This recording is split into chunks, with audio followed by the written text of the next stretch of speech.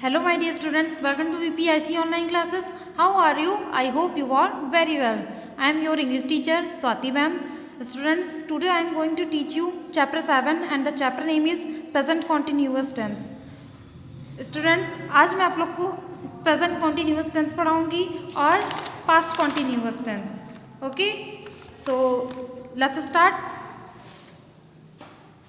बच्चों, आप लोग को मैंने प्रेजेंट के बारे में बताया था कि प्रेजेंट में क्या होता है, वर्क हो रहा होता है प्रेजेंट टाइम में। ओके, जैसे कि यहाँ पे देखिए, सबसे पहले आपको प्रेजेंट कॉन्टिन्यूअस में अफर्मेटिव सेंटेंसेस बताते हैं, यानी साधारण वाक्य। ओके, तो देखिए अफर्मेटिव सेंटेंसेस में इसकी पहचान क्या होती है, इन वाक्यों के अंत में रहा है, रहे हैं, रही है, रहा हूँ, हुआ है, हुई है आदि शब्द आते हैं। इनमें किसी कार्य का वर्तमान काल यानी प्रेजेंट टाइम में जारी रहना प्रकट होता है। ओके, फॉर्मूला क्या है, यहाँ पे सबसे पहले हम सब्जेक्ट लिखेंगे, फिर इज, एम, आर का यूज करेंगे और उसके साथ हम वर्ब की फर्स्ट फॉर्म का यूज करेंगे और फिर उसमें आईएनजी ऐड करेंगे। ओके, आईएनजी फिर ऑब्जेक्ट।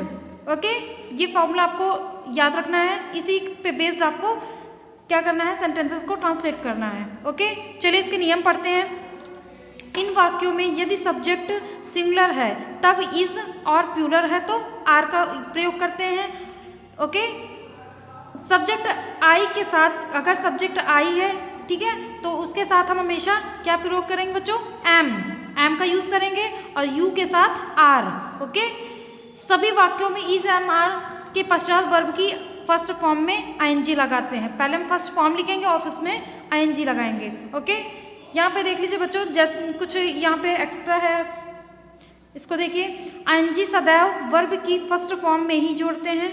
ओके, आईएनजी जो ऐड होता है वो फर्स्ट वर्ब की फर्स्ट फॉर्म में ही ऐड होता है। आईएनजी जोड़ने के कुछ नियम निम्नवत हैं।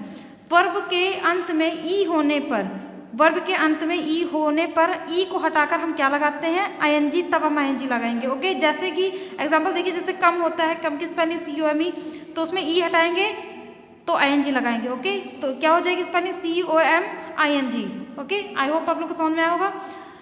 वर्ब के अंत में दो कॉन्सोनेंट्स के बीच में एक वॉवेल अर्थात AEIOU होने पर अंतिम कॉन्सोनेंट को डबल करके आईएनजी जोड़ते हैं, जैसे कि RUN है, ठीक है, RUN प्लस ING, तो यहाँ पे क्या हो जाएगा, RUN ING।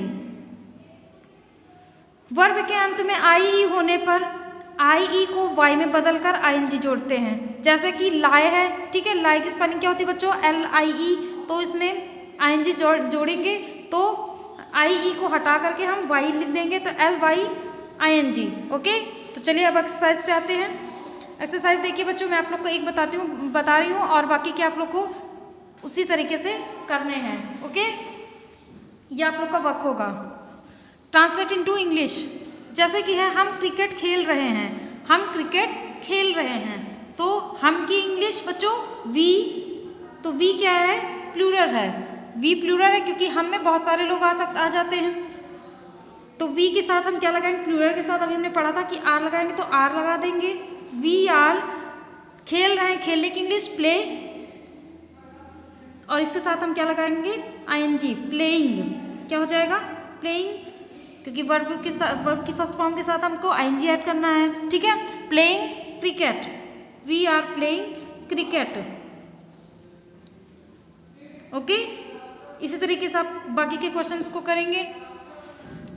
क्वेश्चन अभी translate into Hindi, Naresh sleeping there, ठीक है, जैसे कि है ये, Naresh is sleeping, sleeping means सोना, डियर मीन्स वहां, ठीक है, Naresh is sleeping there, Naresh वहां, चूंकि बच्चों यहाँ पे क्या है, प्रेजेंट टाइम में वर्क हो रहा है, ठीक है, तो नरेश वहां सो रहा है, ऐसे ही आप लोग करेंगे। ओके, चलिए अब निगेटिव सेंटेंसेस में आते हैं। निगेटिव सेंटेंस का बस एक ही नियम ये है, आपको भी मैंने इज MR का यूज करना बताया है, तो इज MR जहाँ पे यूज करेंगे बस उसके जस्ट बाद ही हम नॉट का प्रयोग कर देंगे निगेटिव सेंटेंसेस में। जैसे कि हम गंदा पानी नहीं पी रहे हैं, तो we are not drinking the dirty water. Okay, है ना इजी। चलिए इसकी एक्सरसाइज पे आते हैं। Question number 8 translate into English. जैसे कि पिताजी दफ्तर नहीं जा रहे हैं, पिताजी दफ्तर नहीं जा रहे हैं, पिताजी के लिए फादर, फादर क्या है सिंगुलर, ठीक है सिंगुलर है इसलिए यहाँ पे इज लगाएंगे। फादर इज नॉट नहीं जा रहे हैं, इज नॉट जाने की, गोइंग, गोइंग हो जाएगी क्योंकि हमें आईएनजी लगाना है, ठीक है गोइंग टू ऑफिस। दफ्तर की इंग्लिश क्या होगी बच्चों, ऑफिस, ठीक है। Father is not going to office. चलिए क्वेश्चन नंबर बी पे आते हैं, ट्रांसलेट इनटू हिंदी। बच्चों ये गलती से ये लिखा हुआ है, इसको कट कर देंगे आप लोग, ठीक है, इस पे इसको नहीं करना है। यहाँ पे क्वेश्चन नंबर 1 देखिए, you are not laughing at him, you are not laughing at him. तो इसका क्या हो जाएगा, यू की तुम are not laughing, not laughing यानी नहीं हंस रहे हो, नहीं हंस रहे हो, एट हिम उस पर, ठीक है तुम उस पर नहीं हंस रहे हो। ओके इस तरीके से करेंगे आप लोग बाकी के सेंटेंसेस को। इंट्रोगेटिव सेंटेंसेस पे आते हैं यानी प्रश्नवाचक वाक्य में। क्या गुरुजी कक्षा में पढ़ा रहे हैं। देखिए यहाँ पे इस तरीके के सेंटेंसेस आएंगे जैसे कि पूछने वाले क्वेश्चन, ठीक है आप लोग को पता ही है। तो चलिए इसके पहले हम नियम पढ़ते हैं। यदि वाक्य के प्रारंभ में प्रश्नसूचक शब्द क्या लगा है तब उसके लिए इज एम आर जो भी हम यूज करेंगे उसको हम क्या करेंगे बच्चों, स्टार्टिंग में रखेंगे, ठीक है स्टार्टिंग में लिखेंगे। इसके पश्चात सब्जेक्ट तथा वर्ब की फर्स्ट फॉर्म में आईएनजी लगाते हैं। दूसरा नियम, यदि प्रश्नसूचक शब्द वाक्य के बीच में लगा हो तब प्रश्नसूचक शब्द की अंग्रेजी बनाते हैं, ठीक है। जैसे बीच में आता है कोई चीज, जैसे कि यहाँ पे है वे इतनी देर से कहाँ जा रहे हैं। तो ये कहाँ जो प्रश्नसूचक शब्द है, ये पूछने वाला जो शब्द है ये बीच में आया है, ठीक है। तो इसको हम क्या करेंगे, इसकी जो इंग्लिश है उसको स्टार्टिंग में लिख देंगे और फिर सारा कुछ बाद में लिखेंगे। ओके यदि प्रश्नसूचक शब्द वाक्य के बीच में लगा हो तब प्रश्नसूचक शब्द की अंग्रेजी बनाते हैं और इसके पश्चात कर्ता के अनुसार इज आर एम अथवा एम का प्रयोग करते हैं। यदि वाक्य निगेटिव है तब नॉट को कर्ता के बाद लगाते हैं। ओके एक्सरसाइज पे आते हैं बच्चों, ट्रांसलेट इनटू इंग्लिश। जैसे कि है क्वेश्चन, वे आजकल कहाँ रह रहे हैं। तो ये देखिए यहाँ पे पूछा क्या जा रहा, कहाँ रह रहे हैं। तो कहाँ शब्द जो है वो बीच में आया है। तो अभी आप लोगों ने क्या पढ़ा था कि बीच में आएगा तो उसकी इंग्लिश को सबसे पहले लिखेंगे। तो कहाँ की इंग्लिश क्या होगी बच्चों, वेयर, ठीक है। तो वेयर लिख लेंगे पहले, ठीक है। फिर उसके बाद हम क्या यूज करेंगे, अब यहाँ पे वे की बात की, वे मीन्स कई लोग हो सकते हैं, ठीक है। तो ये प्लूरल हो गया, प्लूरल के साथ हम क्या यूज करेंगे बच्चों, आर का यूज करेंगे, ठीक है। तो वेयर आर दे, वे की इंग्लिश दे लिविंग, रह रहे हैं का क्या हो जाएगा, लिविंग। आजकल की इंग्लिश ये देखिए बच्चों लिखी है नाउ अ डेज, तो यहाँ पे लिख देंगे nowadays, where are they living nowadays. Okay आप लोग इसी तरीके से करेंगे। क्वेश्चन नंबर बी में देखिए, translate into Hindi. Is Dinesh buying a hat. तो देखिए बच्चों इस क्वेश्चन में इस जो है वो स्टार्टिंग में आया है, इसका मतलब कि क्या शब्द हम पहले लगाएंगे, ठीक है। दिनेश बाइंग अ हैट पूछ रहा है, बाइंग मीन्स खरीदना, ठीक है। दिनेश ने क्या एक टोपी खरीदी, ठीक है। तो इसको सबसे पहले हम यहाँ पे क्या लिखेंगे, क्या दिनेश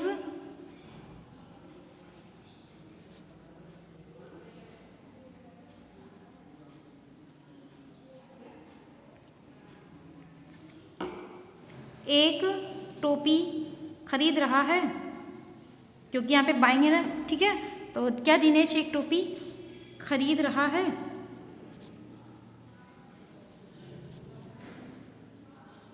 ओके तो आई होप आप लोग को समझ में आएगा प्रेजेंट कॉन्टिन्यूअस टेंस। तो अब चलिए नेक्स्ट चैप्टर पे आते हैं। चैप्टर नंबर 8 का नेम क्या है? Past continuous tense. देखिए अभी तक बच्चों आप लोग जैसे कि प्रेजेंट कॉन्टिन्यूअस में कर रहे थे, उसमें रही थे, बट उसमें प्रेजेंट टाइम में वर्क हो रहा था, ठीक है। तो वैसे ही इसमें पास्ट कॉन्टिन्यूअस टेंस में क्या होगा, इसमें वर्क पहले हो चुका होगा, यानी पास्ट टाइम में हो चुका होगा, ठीक है। फर्क बस इतना है। अब चलिए इसके बारे में पढ़ते हैं। अफर्मेटिव सेंटेंसेस, ठीक है, साधारण वाक्य। चलिए इसके पहले नियम पढ़ते हैं। नियम से पहले यहाँ पे पहचान एक बार देख लेते हैं। इसकी पहचान क्या होगी बच्चों? इन वाक्यों के अंत में रहा था, रही थी, रहे थे, हुआ था, हुई थी, हुए थे आदि शब्द आते हैं। ओके, जैसे कि ये देखिए रहा था, रहे थे, इस तरीके के वाक्य आएंगे। यानी कि थे का मतलब आपको बच्चों पहले मैंने बताया था कि पास्ट में वर्क हो चुका होगा। ओके, तो चलिए इसके नियम पढ़ते हैं। इन वाक्यों में सिंगुलर सब्जेक्ट के पश्चात वाज का प्रयोग करते हैं तथा वर्ब की फर्स्ट फॉर्म में आईएनजी लगाते हैं, ठीक है। जहाँ पे रहा वर्ड आता है वहाँ पे हम आईएनजी यूज करेंगे, ठीक है। और प्रेजेंट होगा तो प्रेजेंट के नियम लगाएंगे, और पास्ट होगा तो पास्ट का नियम लगाएंगे। ओके, चलिए देखिए प्लूरल सब्जेक्ट में देखिए सिंगुलर सब्जेक्ट में हम वाज का यूज करेंगे, ठीक है, और प्लूरल में वर का, और वर्ब की फर्स्ट फॉर्म प्लस आईएनजी दोनों में लगाएंगे। ओके, सब्जेक्ट आई के साथ सदैव वाज, आई के साथ वाज यूज करेंगे और यू के साथ वर, ठीक है। आप ऐसे भी इसको समझ सकते हो कि आई जो है वो अकेला होता है, यानी सिंगुलर ही होता है, तो इसके साथ वाज लगना ही लगना है। और यू में यू प्लूरल वर्ड होता है, ठीक है, मैंने आपको पहले ही बताया था, तो उसके साथ वर यूज करेंगे। ओके, चलिए एक्सरसाइज पे आते हैं। Translate into English. जैसे कि है, बच्चे बस पर पत्थर फेंक रहे हैं। बच्चे बस पर पत्थर फेंक रहे थे। तो बच्चे की इंग्लिश द चिल्ड्रंस, बच्चे यानी कि ढेर सारे बच्चे हैं, ठीक है। तो यानी कि प्लूरल है, तो प्लूरल के साथ हम क्या यूज करेंगे बच्चों? वर, WERE, were. The childrens were throwing, फेंकने की इंग्लिश क्या होती है बच्चों? थ्रो होती है, बट यहाँ पे हम आईएनजी फॉर्म भी लगाएंगे, तो थ्रोइंग स्टोन, पत्थर की इंग्लिश क्या होती है बच्चों? Stone, throwing stone on the bus। यहाँ पे मैं ऊपर लिख दे रही हूँ, दिखेगा नहीं आपको ना, तो on the bus। ओके, इसी तरीके से आप लोग बाकी के सेंटेंसेस को ट्रांसलेट करेंगे। चलिए ट्रांसलेट इनटू हिंदी पे आते हैं। देखिए आई वॉज आ जाए बच्चों तो आपको आप समझ लेना कि पास्ट का है, ठीक है। आई वॉज, आई के साथ वॉज लगेगा ही, ठीक है, यानी कि मैं। थिंकिंग मीन्स सोचना, सोच रहा था। आई वॉज थिंकिंग, मैं सोच रहा था, of setting up a shop. देखिए बच्चों यहाँ पे सेटिंग अप अ शॉप की हिंदी लिखी हुई है, दुकान खोलना। मैं सोच रहा था किसके बारे में? दुकान खोलने के बारे में, ठीक है। तो यहाँ पे क्या लिखेंगे?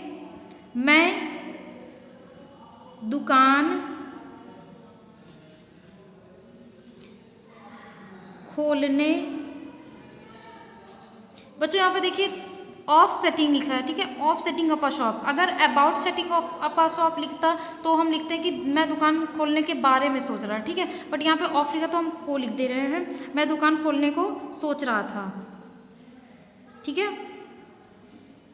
सोच रहा था। ओके, चलिए अब निगेटिव सेंटेंसेस में आते हैं। निगेटिव सेंटेंस में कुछ अलग नहीं है, बस आपको वॉज और वर का यूज करना पता ही है, तो वॉज और वर जहाँ पे यूज होगा उसी के जस्ट बाद हम नॉट का यूज कर देंगे। ओके, चलिए सीधा एक्सरसाइज पे आते हैं। Translate into English. वह गाने नहीं गा रही थी, वह गाने नहीं गा रही थी है बच्चों, यानी कि लड़की है, तो वह की इंग्लिश क्या हो जाएगी? सी। अब लड़की एक अकेली है, ठीक है, वह अकेली है, यानी वह सिंगुलर है, तो यहाँ पे क्या यूज करेंगे? वॉज। वह शी वॉज नॉट, वॉज के बाद नॉट यूज कर देंगे। शी वॉज नॉट सिंगिंग, गा रही थी, गाने की क्या होती है बच्चों? सिंगिंग, ठीक है, सिंग, तो यहाँ पे आईएनजी लगा देंगे।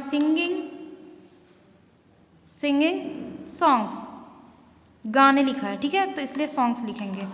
She was not singing songs. Okay, I hope आप लोग को समझ में आ रहा होगा। चलिए इसका हिंदी ट्रांसलेशन भी कर लेते हैं, ठीक है, आपको बता देती हूँ। जैसे कि है she was not praying at that time, ठीक है, she was not praying at that time. She मतलब कि लड़की है, ठीक है, सी वॉज नॉट, वह क्या नहीं कर रही थी, she was not praying. Praying means क्या होता है बच्चों, वैसे तो प्रार्थना प्रे मीन्स प्रार्थना करना होता है, ठीक है, बट यहाँ पे देखिए आपकी अपने बुक में टू प्रे की हिंदी लिखी हुई है पूजा करना, तो यहाँ पे हम पूजा करना ही लिखेंगे। तो वह क्या नहीं कर रही थी, पूजा नहीं कर रही थी एट दैट टाइम, उस टाइम, ठीक है, तो ये क्या हो जाएगा, वह उस समय पूजा नहीं कर रही थी, पूजा नहीं कर रही थी। ओके, इस तरीके से आप लोग बाकी के क्वेश्चंस को करेंगे। अब चलिए इसका इंट्रोगेटिव सेंटेंस पढ़ते हैं। क्या वह पहले हम नियम पढ़ेंगे। यहाँ पे देखिए क्वेश्चन ये पूछने वाले सेंटेंसेस हैं, तो आप लोग समझ जाएंगे कि ये इंट्रोगेटिव सेंटेंसेस, ठीक है। चलिए इसके नियम देखिए। यदि प्रश्न सूचक शब्द वाक्य के प्रारंभ में लगा होता है तब इसके लिए कर्ता के अनुसार वॉज या वर का प्रयोग सबसे पहले करेंगे, ठीक है,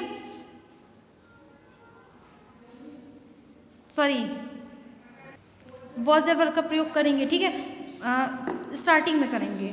ओके, इसके पश्चात सब्जेक्ट तथा वर्ब की फर्स्ट फॉर्म में आईएनजी लगाते हैं।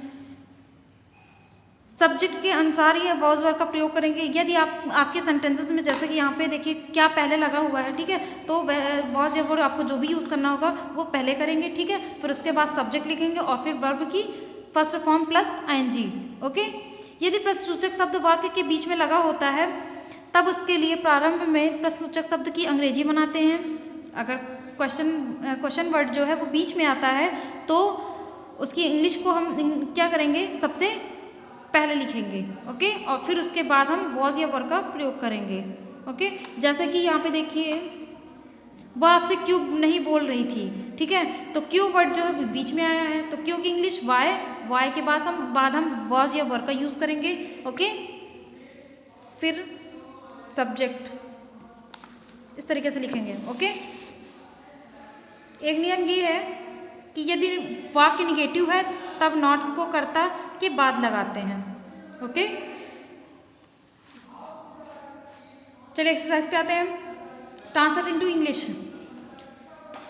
क्या कौवे छत पर नहीं बैठे थे, क्या कौवे छत पर नहीं बैठे थे, तो क्या वर्ड पहले आया है बच्चों, ठीक है, तो सबसे पहले हम क्या राइट करेंगे, क्या कौवे, ठीक है, कौवे की इंग्लिश क्या होगी, क्रोज, तो क्रोज बच्चों प्लूरल वर्ड है, ठीक है, प्लूरल है तो प्लूरल के लिए हम क्या यूज करेंगे, वर का यूज करेंगे, तो where the crows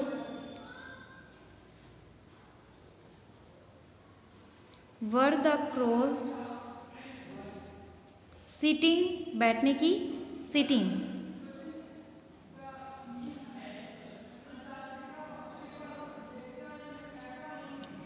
sitting on roof, छत की इंग्लिश होती बच्चों रूफ,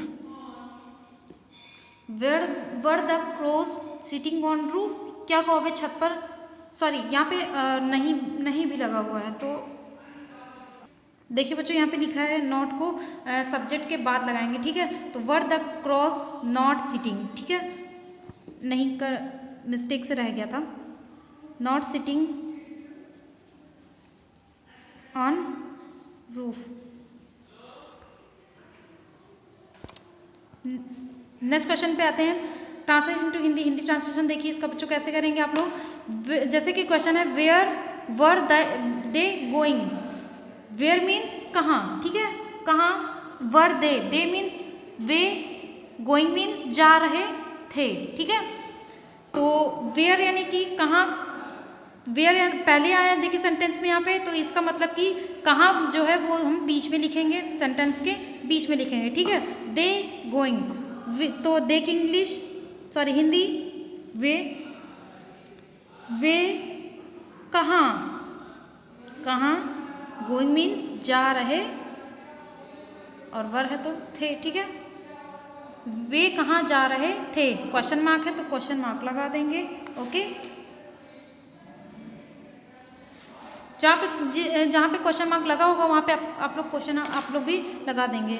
ओके, आई होप आप लोग को समझ में आएगा। तो आप लोग को बच्चों चैप्टर नंबर 7 और 8 की एक्सरसाइज को बुक में फिल करना है, ठीक है, कंप्लीट करना है, और फिर आप लोग को अपने ग्रुप के क्लास के ग्रुप में पिक्चर को सेंड करना है। Okay, thank you all.